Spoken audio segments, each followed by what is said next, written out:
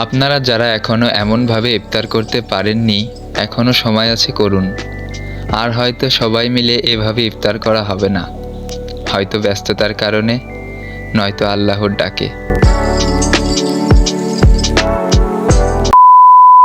আসসালামু আলাইকুম everyone, welcome back to my new blog. চলে গিয়েছিলাম পুরাতন বাজারে। আমরা আজকে বাজার করতেছি কারণ আবারও ছোট্ট একটা ইফতারের আয়োজন করেছি।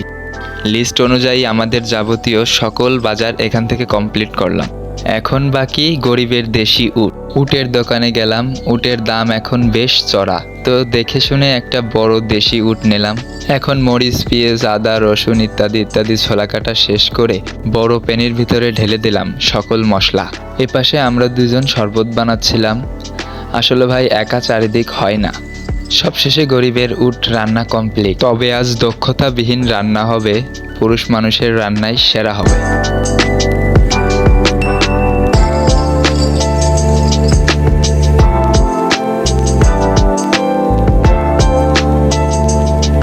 আমরা বুঝতে পেরেছি এই খাবার সেহরিতে খেতে হবে। সময় খুবই অল্প থাকার কারণে ভাত চুলায় রেখে সবাই ছোলা, চপ, মুড়ি, খেজুর ইত্যাদি ইত্যাদি দিয়ে ইফতারটা আগে শেষ করলাম। ইফতার শেষ, অধীর আগ্রহ নিয়ে রান্না শেষ করলাম। অনেক মজা আনন্দের পর বড় ভাইকে দিয়ে শুরু করলাম। একে একে সবাইকে খাবার এগিয়ে দিলাম। আপনারা যারা এখনও এমনভাবে ইফতার করতে পারেননি, এখনও সময় আছে, করুন।